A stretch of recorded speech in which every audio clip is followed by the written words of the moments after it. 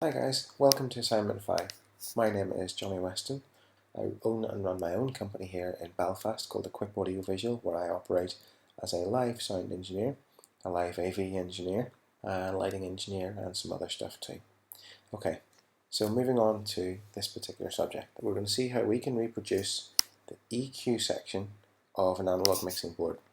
Now Reason is quite unique. Reason actually has a mixer built into it which replicates the SSL 9K mixing console, which is commonly found in many recording studios around the world. So just to talk you through it, we've got a low frequency, we've got a low mid frequency, a high mid frequency, and a high frequency, and we also have a low pass filter and a high pass filter. Now interestingly, we also have a spectrum EQ view. So if we go in here, first of all, and turn the EQ on. If we turn on our high pass filter, we can see that at the moment is set at 187 Hertz, but we'll set that in around about sort of 30 Hertz for an example. And we also have a low pass filter, which we can shift off here if we wish. So if we were, in this particular example, to put a boost in, using a low shelf type, we can see that we've just caused that effect by increasing the boost over here on the mixer.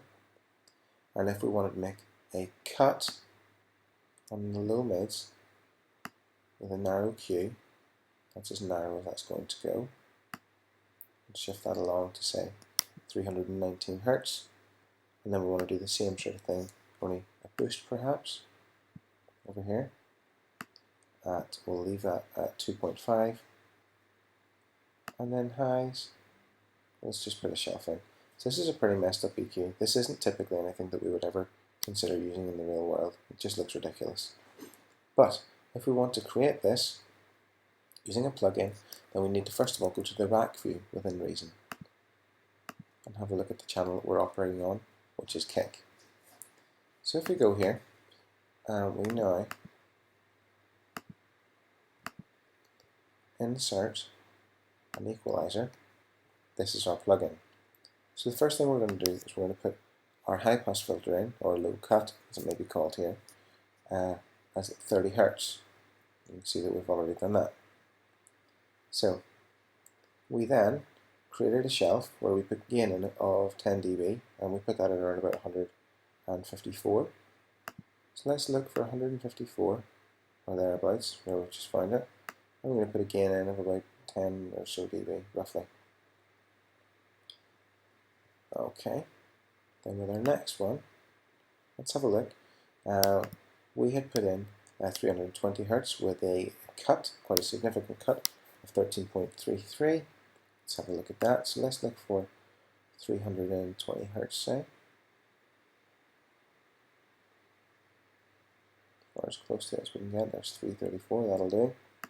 And let's make a cut of about 13 point something dB. And our Q factor, set that to about 2.5. Okay. Next frequency which we affected using the analog board was this one, 2.5. So let's go here, and this is our high mids. So let's go in here, and we put a boost in there of about 13.33. That's as much gain as we can give that. Let's shift it along. Let's shift it along here to about 2.5 or thereabouts. That's pretty close. And our Q factor was about 2.5. And then finally, last thing that we did was we had a high shelf in there, which was sitting at 5.74. Let's find that. There's roughly about right.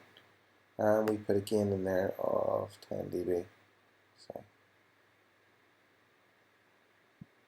that'll do 10.9, it's close enough. Now, that's pretty similar if you look. It's quite similar in some ways to what we created using the analog.